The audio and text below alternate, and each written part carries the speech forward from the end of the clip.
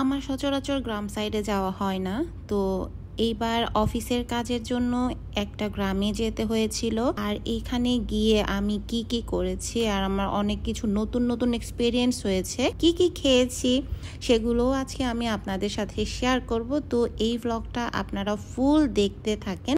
Hello everyone, সবাই কেমন আছেন? আশা করি সবাই ভালো আছেন। তো আমি একটি নতুন ভিডিও নিয়ে চলে এসেছি আপনাদের কাছে। এটা আমি আগেই বলেছি, আমি গ্রামে গিয়েছিলাম কারণ আমার একটা অফিসের কাজ ছিল। আসলে এই ভিডিওটা যখন করেছিলাম তখন অনেক বৃষ্টি হচ্ছিল, আর তখন বাঁশকরলের সিজন ছিল, মানে প্রচণ্ড পরিমাণে বাঁশকরল পাওয়া যাচ্ছিল তখন। কিন্তু আমি আসলে কখনো এভাবে একদম চোখের সামনে এতগুলো বাঁশকরল কখনো দেখিনি। আমরা যে রাস্তা দিয়ে যাচ্ছিলাম ওটা অনেক পিচ্ছিল ছিল রাস্তা, কারণ এখানে অনেক বৃষ্টি হয়েছিল।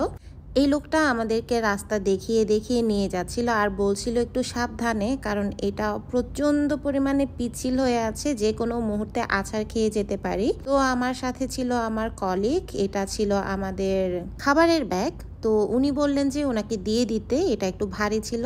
তো এই হলাম আমি, প্রচন্ড পরিমাণে বিধ্বস্ত ছিলাম, কারণ এতক্ষণ সিএনজিতে করে জার্নি করে যাওয়া, তার উপরে ভয়ঙ্কর রাস্তা দিয়ে হেঁটে যাওয়া, যেটা বৃষ্টিতে ভিজে একেবারে অবস্থা খারাপ ছিল, যে কোনো মুহূর্তে আছাড় খেয়ে যেতে পারি। আমি তো খুব ভয়ে ছিলাম যে কখন না কখন আমি আছাড় খেয়ে পড়ে যাই। আর এরকম রাস্তার মধ্যে অনেক ছোট ছোট ব্রিজ বলবো আর কি, বাঁশের ব্রিজ ছিল, যেখানে নিচে একটু পানি থাকে, তো ওরা এখানে বাঁশ দিয়ে দেয়, এটা যাতায়াতের সুবিধার জন্য করে থাকে। আমার তো মনে হচ্ছিল এই রাস্তা মনে হয় শেষ হওয়ার নামই নিচ্ছে না। তো হেঁটে যাচ্ছি হেঁটে যাচ্ছি হেঁটে যাচ্ছি, এখনো রাস্তা শেষ হয় না। আর আপনারা ভাবছেন হয়তো এত ভিতরে রাস্তা দিয়ে যাওয়ার কি দরকার ছিল। আসলে মেইন রাস্তা দিয়ে যাওয়ার মতো অবস্থা ছিল না, এই জন্য আমাদেরকে এভাবে ভিতরে রাস্তা দিয়ে যেতে হয়েছে।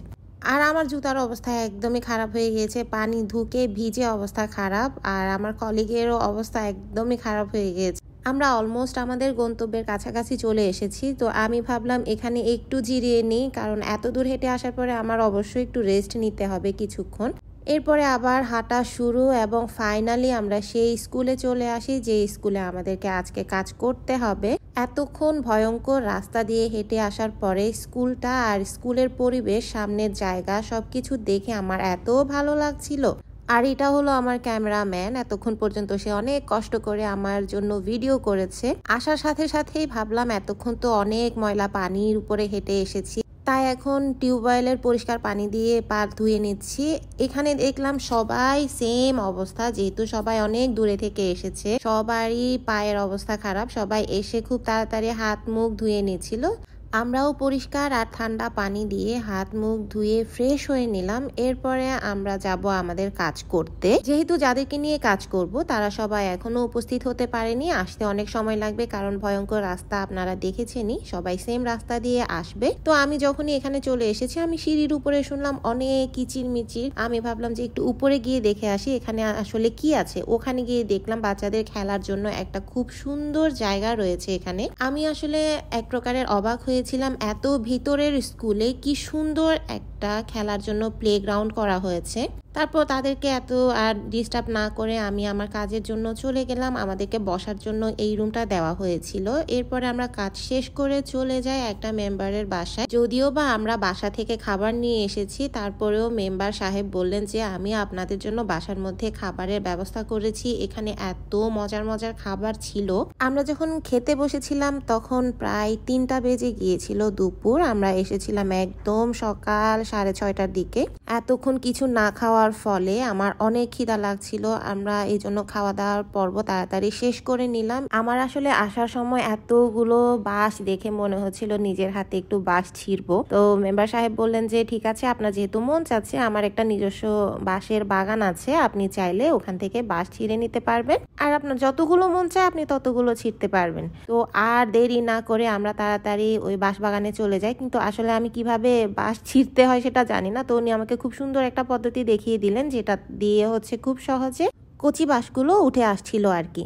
আমার কিন্তু অনেক মজা লাগছিল। তো আমি একটার পর একটা করে ছিঁড়ে নিচ্ছিলাম। তখন ওরা আমাকে বলছিল বেশি ভিতরে যাওয়া যাবে না, সাপের ভয় আছে এখানে। পরে যতটুকু ছিঁড়ার আমরা ছিঁড়ে দেন আমরা চলে গেলাম। কিন্তু এই রাস্তা হচ্ছে আমরা যে রাস্তা দিয়ে এসেছি ওটা না, অন্য রাস্তা দিয়ে যেতে হয়েছে আমাদের। তো এই রাস্তা দিয়ে আমরা খুব সহজে সিএনজি দিয়ে চলে আসতে পেরেছিলাম। এই যে দেখতেই পাচ্ছেন আমাদের অনেক ব্যাগ হয়ে গিয়েছে কচি বাঁশকরলের তরকারি কিন্তু আমার অনেক পছন্দের। এটা যেভাবেই রান্না করা হোক না কেন আমি প্রচণ্ড পরিমাণে পছন্দ করি। আর রাস্তাগুলো আপনারা দেখতেই পাচ্ছেন এত উঁচু ছিল। আসার সময় ততটা কষ্ট হয়নি যতটা যাওয়ার সময় কষ্ট হয়েছিল, কারণ যাওয়ার সময় যে রাস্তায় গিয়েছি আসার সময় ওই রাস্তায় আমরা আসিনি। এই জন্য আসার সময় একটু রাস্তা আমাদের জন্য সহজ হয়েছিল। তো ফাইনালি আমরা মেন রোডে চলে আসি। এই রোড দিয়েই কিন্তু আমরা গিয়েছিলাম, উপরে গিয়ে অন্য রাস্তা দিয়ে চলে গিয়েছিলাম। আজকের জার্নিটা আসলে ভোলার মতো ছিল না। এত কষ্ট করে যাওয়ার পরেও আমার কাছে অনেক ভালো লেগেছে, কারণ লাইফে অনেক সময় নতুন নতুন এক্সপিরিয়েন্স যোগ হওয়া অনেক ভালো। এই যে আমি যে বাঁশগুলো ছিঁড়ে নিয়ে এসেছিলাম, মানে কচি বাঁশগুলো ছিঁড়ে নিয়ে এসেছি, এগুলো আমি এখন রাখছি ডালার মধ্যে। আর আমার মা বলছিল, তুমি কি পুরা বাঁশবাগানটা উঠাই নিয়ে আসছো? এখানে এতগুলো বাঁশকরল ছিল, দেখে তো মা অবাক। ও হ্যাঁ, আরেকটা কথা বলিনি, এই ভিডিওটা কিন্তু কয়েক মাস আগের। তখন আমার লিও অনেক ছোট ছিল, এই যে সে অনেক পিচ্চি ছিল। সেম আমি যখনই অফিস থেকে আসতাম ও এরকম করে আমার পাশে এসে বসে থাকতো। বাঁশকরল যদিও বা আমার অনেক পছন্দ, কিন্তু আমি এগুলো কাটতে পারি না, মানে কাটতে জানি কিন্তু কাটতে গেলে হয় কি আমার হাতে অনেক চুলকানি হয়। আর আমার যেহেতু অ্যালার্জির সমস্যা বেশি, এই জন্য আমি এগুলো থেকে একটু কাটাকাটির থেকে একটু দূরে থাকি। তো আমার মা বলছিল, যেহেতু নিয়ে এসেছো এখন টাটকা অবস্থায় এগুলো সেদ্ধ করে ফ্রিজের মধ্যে কিছু রেখে দিব, আর যেগুলো তোমার এখন খেতে মন চাচ্ছে তুমি ওগুলো খেতে পারবা। আমার আজকে খুব সুন্দর একটা এক্সপিরিয়েন্স হয়ে গেল। এই যে অফিসের কাজে গ্রামে গেলাম, ওখান থেকে বাঁশকরল নিজের হাতে ছিঁড়ে নিয়ে আসলাম, এটা আমার কাছে অনেক ভালো লেগেছে। বাঁশকরল তো বিভিন্ন ভাবে খাওয়া যায়, তবে আমার এই মোটা মোটা বাঁশকরলগুলো দেখে বাঁশকরলের মালা খেতে ইচ্ছে করছিল। তো আমি একদমই সঙ্গে সঙ্গে বাঁশকরলের মালা করে নিই, যেটা হচ্ছে ভিতরে পুর থাকে হচ্ছে সিদল আর ছোট মরিচ বাটা। আমার এটা এত পছন্দ যে এখন ভয়েস ওভার দিতে গিয়ে আমার খেতে মন চাচ্ছে এখন।